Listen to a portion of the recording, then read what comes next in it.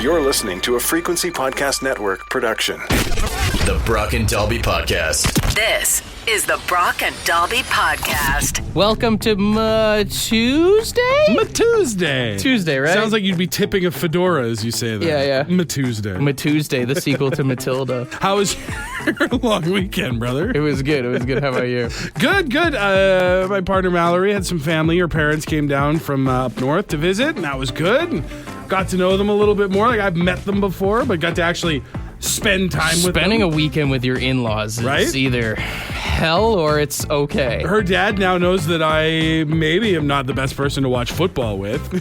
Poor guy. We learned that you're a little bit of a spaz watching sports. Poor guy's just sitting on the couch and he's like on his phone and petting the dog and hanging out or whatever. And the Steelers Raiders game comes on and Steelers won, which is great. We're very happy. We're 4-2. I'm a happy sports fan. But I am one of those people that, like, every bad play is the end of the game, basically. So, like, there's Justin Fields, the quarterback, gets sacked for a loss. You have a lot of reasons to yell at the TV, I'll be honest with you. And I'm sitting there and I'm just like, for fuck's sake, what are we fucking doing here? And he just looks over him. He's a very quiet, very, like, reserved kind of guy. He's just like, you okay? You all right? Like, well, yeah, just trying to explain yourself to him. And then I realized, I'm like, I don't think he cares. So he's just going to have to deal with these outbursts. You know me, I'm the same way. I hate watching sports with people who don't give a shit about sports because it just makes me angry when you talk. Brother, you hate watching sports with anybody. You won't even watch sports with me. And we're best friends and like sports. Silence is the best for watching sports, in my opinion. Which, honestly, like, when me and Courtney started dating with the pandemic going on, there was no sports on, so she never got to see that side of me. Right. And then, like, I know she thought I was rude, like, when sports, and I was like, I literally did one of those. I was like, commercial.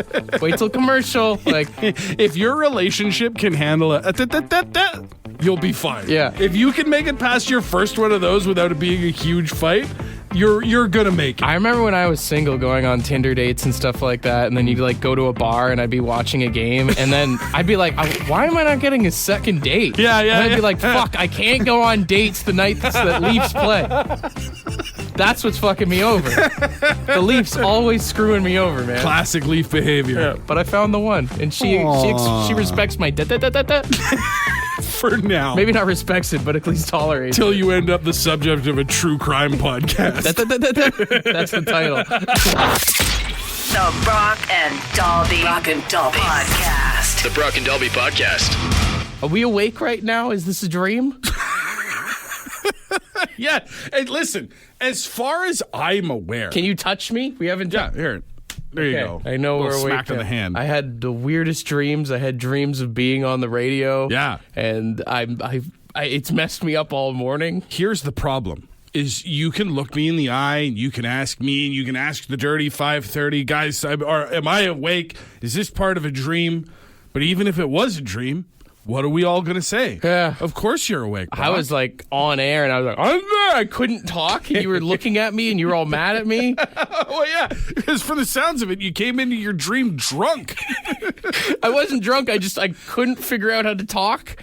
We've had shows like that before. And then we took a caller that had nothing to do about what we were talking about. Yeah. And then I was like, I'll play the call. And then I was just playing fan noises on Live on the radio? And then that's only because I listen to fan noises, I guess, when I sleep. Oh, it was bleeding through the dream. Maybe I need to stop listening to the fan noises. Could you imagine a radio station that played fan noises? And then they would have, like, the announcers that would come on with, like, NPR voice. Be like, you're listening to 104.5 The Sleep. Sleep radio? Yeah. Because some people use fan noises. There's white noise, whale sounds, ocean sounds, stuff like that. And then also, we have talked about this on the show years ago. People who use like ASMR or like really calm meditation apps to fall asleep. So why not find someone who could talk like that and make a radio station for insomniacs? I mean, I know we are some people's alarm clock and they just hear us and instantly snooze back, but... God, imagine you just like, you're in the middle of a really nice dream. Like everything's going exactly the way you want it. Maybe you're getting a little amorous in your dreams. Things are happy. And then your alarm goes off and you just hear me going... Nothing at the 35:30. No, what a way to wake up, man. That's horrible. I couldn't do it. I need, for my alarm, I need a sharp alarm sound. I need something that's going to like jolt me awake. And then that's it. I just need that until I sit up from bed. It has to be out of arm's reach. Because if it's music, it's going to put me back to sleep. If it's someone talking, I'm going to fall asleep. I couldn't even imagine waking up to fan noises. I'm out. You know what would be a good alarm? Would honestly be a gunshot. That would get you out of bed. Like if you just heard like a pop, pop, pop, pop, pop. I think it depends on the neighborhood. For some people, you might be able to sleep through it. It would be like putting on fan noises. Certain neighborhoods in this community that you'd probably like, just another night in paradise. I'm not saying that's a good thing, but I'm just saying that there are some neighborhoods where bang, bang, bang is not going to shock you away. I was going to say the police sirens too, but depending on what neighborhood, whoop, whoop, it's just another day in your neighborhood. The Brock and Dalby Podcast. I'm going to say this. A lot of you don't like your wife, so apparently the sound of your wife's voice is a big one. There's got to be cheaper alarm clocks than getting hitched to someone you don't like, fellas. I will say, if you could get a recording of either like your wife or your mom saying your full name in the like angriest tone that they possibly could, that will get you the hell out of bed. Oh, absolutely. Full government name, middle. Andrew King Dolby, get downstairs. I'm never sleeping in again. I'm wide awake and terrified. Anyone who has a pet knows that this will get you out of bed. Is that puking noises? I mean, unless you're having a sexual dream, then you might get distracted. Then it's ruined by having like the pleasantries of a sexual dream. Yeah. And then the first step you take out of bed is you're like, what a great morning is. Step in the dog puke. It'll wake you up, though. You're awake. You're awake you and you are miserable. A lot of people just saying the sound of the smoke detector, not the detector going off, but the battery being dead. Oh, God. That'll drive me crazy. That when you are like watching a video or something like that, you could hear that in the background. It becomes all you can focus on. It makes me tick. If I hear that in my sleep, I'm just going to be, I'm going to have a breakdown. I'm going to have a mental health episode until it gets solved. There's a few people on the phone that said like growing up, the sound of sizzling bacon, like whether they were camping or they knew that their parents were cooking food. Oh, yeah. I feel like I could fall asleep to that, honestly. No. First of all, waking up to this is crazy because that's going to make you have to pee. This sound is way too fluid. That would actually, yeah, if I didn't know if it was bacon or pee sounds. Right. Yeah. Yes, I am going to wake up, but I don't want the photo finish of am I going to make it to the bathroom? You know what? Just your alarm clock is a toilet flushing.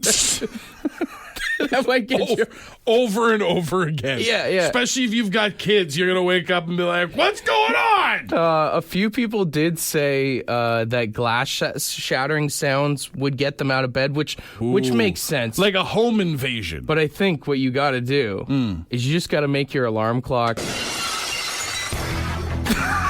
What a great way to start the morning. Dude, the glass shattering wakes you up, the guitar comes in, and you're ready to kick the day's ass now. It's a Monday morning. You flip off the world. I'm just picturing, especially you got a partner, you're standing over the bed with 2 cans of like cold brews, just smash them together. They could be Carlings if you want. Depends on how you start your day. Well, yeah, listen, I'm not here to judge anybody. The Brock and Dalby Podcast. As a bald man, oh God, would you consider the word bald offensive? I mean, you said the phrase as a bald man, and I immediately got like tense. So I don't know that it's, I mean, it is just the description of a man without hair. Or, a person without hair. There was a guy in the UK who was fired from his job last year, and he took the company to tribunal claiming, and among other things of wrongful termination, he claims that he was a victim of sexual-related harassment. Sexual-related harassment? Due to the fact that the lady that he worked with would call him a bald "see you next Tuesday" on a regular basis. Jesus. I think he might be focused on the wrong word. I think if you're getting called a bald C sharp bald is not the offensive term in that relationship, you know? And according to the people that were ruling this court case, they did rule that calling a man bald at work can be considered sexual harassment in the UK. Really? Because being bald is something that is more prone to men itself. Yes. And that's simply the only argument that they actually have. See, I wonder, because it's British, if they're using sexual harassment as like gendered harassment. You know what I mean? And I think that's what they're going That's with. what I think they're going for. Which, if there's a precedent for that, you owe me so much money. I'm an HR claim. You are an HR nightmare. I feel like it's only sexual harassment if it was like, hey, you sexy bald piece of ass, get over here, you know? Which, again, bald might not be the key word in there. But you know what? No, I'm glad that we're finally, because I'll say this, bald in and itself is not an offensive term. It's the way you say it. It's how you say it? It's the tone in your voice when you call me bald. It's a descriptive term that doesn't have a bad connotation until you get your hands on it. But what am I supposed to say? What am I supposed to call you? The unhaired? Like, I don't like that. I get what you're doing. I don't care for that at all. does bald only hurt because of the word or because it's true? No, it's because of how you say it. Obviously, I am a bald man. That is a description of who I am. But you say it in sentences that make me feel sad. And you say it in a voice that implies that you are mocking me. So you can't use it too much or you abuse it? Is that what you're saying?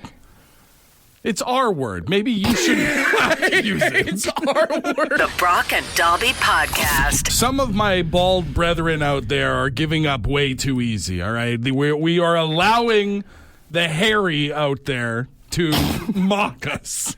There's a few people on the text line that are saying they would be preferred to be called follically challenged. Follically challenged is another one that just feels like you're making fun at that point. Like, I understand that you're taking it and you're using like scientific terminology, but you're taking the piss at that point. I will say maybe we could get like handicap kind of passes for you guys. Be very careful. When you guys go to like the barber shop or something, you could have your follically challenged passes so you can skip the line because it's going to be less time for you guys. We're in and out quicker than most. Yeah, you get the better parking spot, the better seat at the barber. I wouldn't compare it to like a handicap placard, but maybe like a Disney Fast Pass that lets you jump the line. Sure.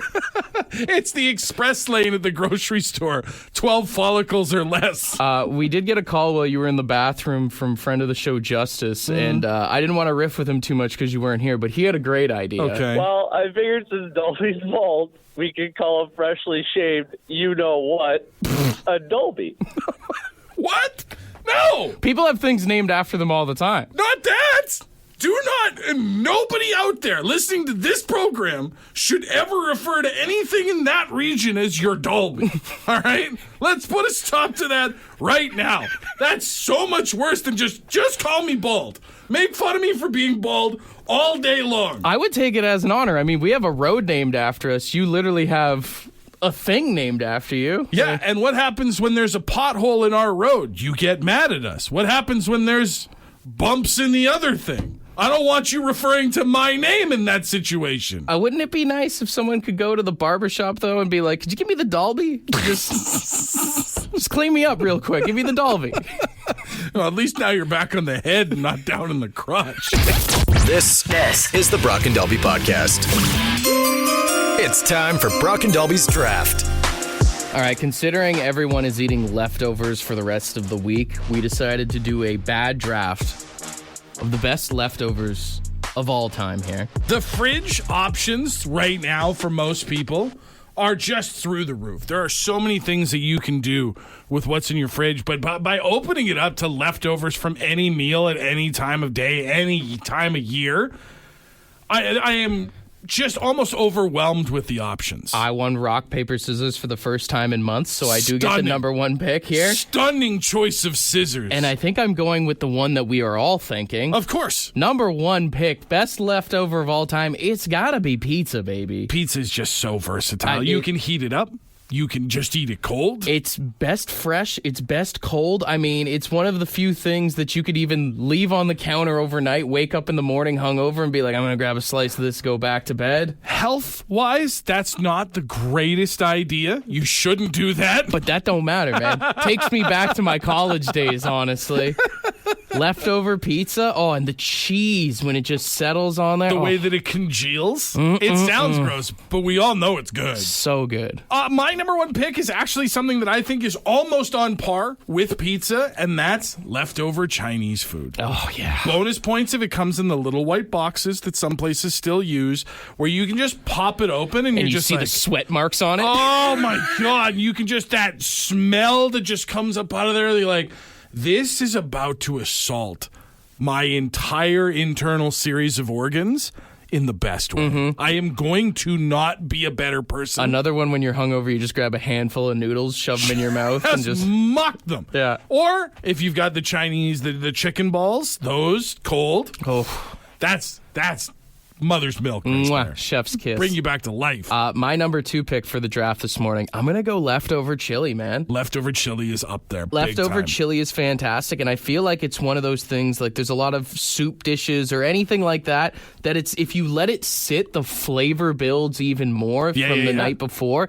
Plus, I mean, leftovers, you can do anything with it. You got some fries, you got chili cheese fries, you got hot dogs, or even if you just heat it up, nuke it up, a nice bowl of chili the next day. I'm going for my number 2 with one of the kings of all pasta dishes, especially, I'll say this, might almost be better as leftovers as opposed to burning your mouth on it when it's fresh out the oven. And that's a nice big tray of lasagna. Oh, yeah. Take a lasagna that's been well preserved in the fridge and just cut out a square, just carve it out with the spatula, maybe 30, 45 seconds in the microwave, and just so good. That's another one of those ones like the pizza where the cheese just like thickens up on there. It's a brick. You could honestly just hand bomb it in. You don't even have to. It's like reheat ripping it. off a scab. You just Oh, and you get that first bite, and all the top like layer comes along with it, and somehow it's cold but still crispy.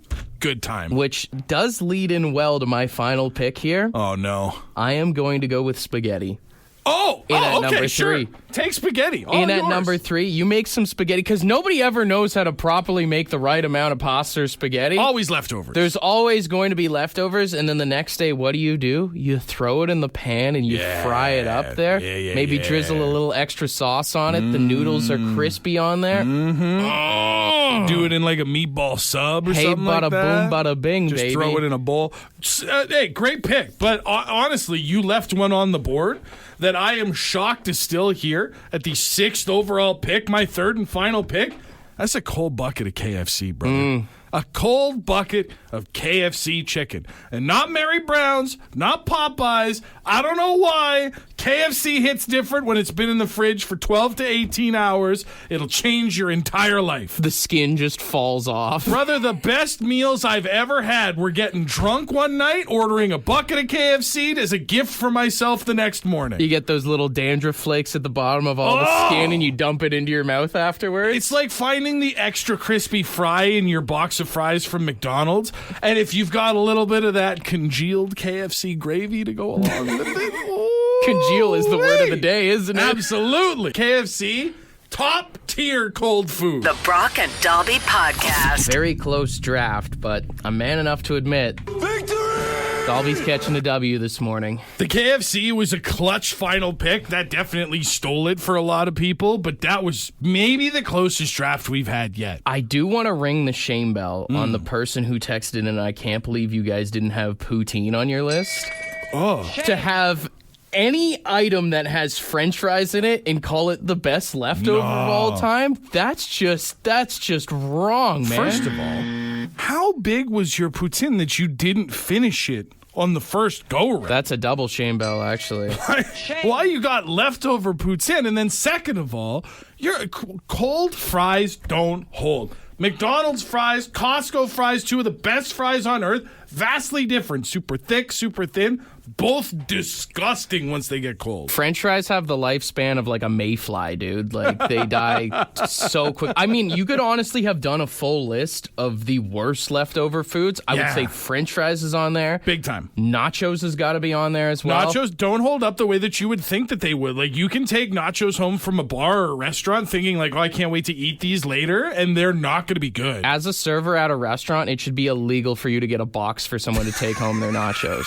Can I get a box for these? Actually, you can't. That salad as well? What are you doing? You're lying to yourself that you're going to eat that later. I did take home a salad from a restaurant this weekend.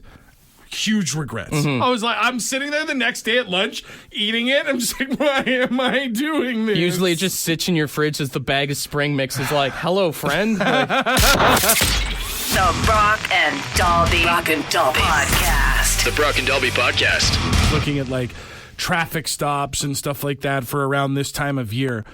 Did you know that the trope about saying the alphabet backwards when you get pulled over at like a check stop is not actually a real thing? like cops don't make you do it, or it doesn't prove that you're not drunk? Well, it's kind of a little bit of both.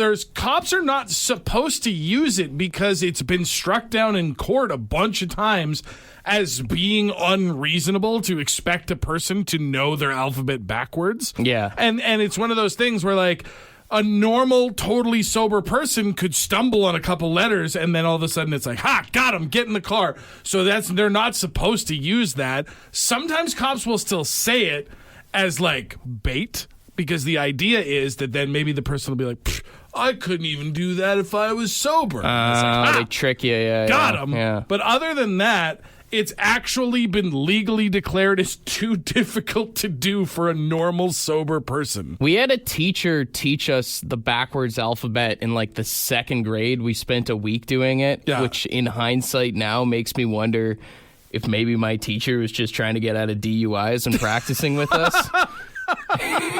Looking at it now, you know. Do you think, could you do the backwards alphabet? Do you remember any of it? Oh, I haven't tried. I mean, all right. Because I know it's ZYX, right? ZYXWVUT. I sound like I'm drunk right now. You do sound drunk. WVUT. SRQ?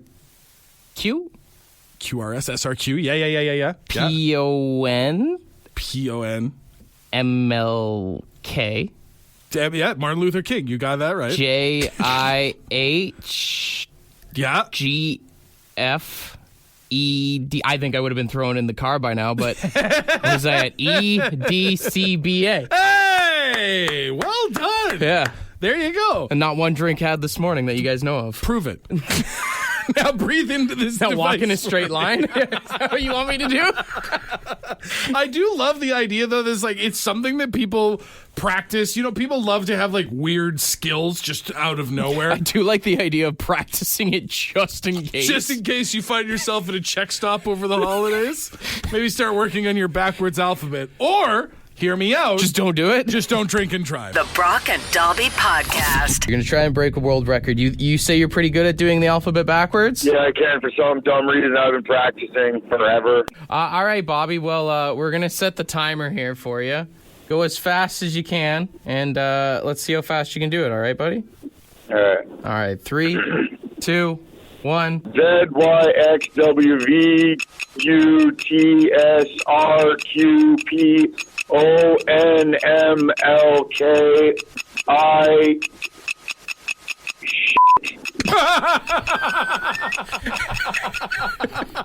You know what the problem is? There's a tough spot in it. HIJK. Such big talk, and it all came crumbling down. Looks like you're going to jail, buddy.